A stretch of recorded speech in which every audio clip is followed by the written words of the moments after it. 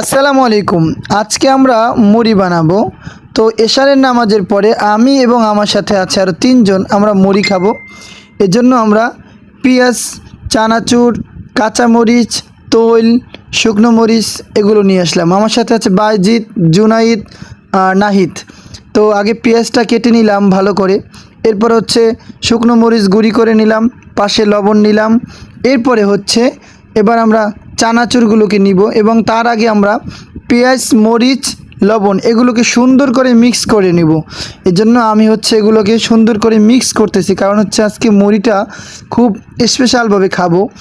এবং এর সাথে দিলাম একটু সরিষার তেল, যাতে করে পেঁয়াজের ঝাঁজটা যেন ওই প্রয়োজন হয় এবং খুব ভালো লাগবে যদি সরিষার তেল দেই। এরপরে আমরা হচ্ছে 2 টাকা দামের যে রুচি চানাচুর আছে ওই চানাচুরের 10 প্যাকেট ঢেলে দিচ্ছি। এরপরে দেখেন বানানো হয়ে গেল।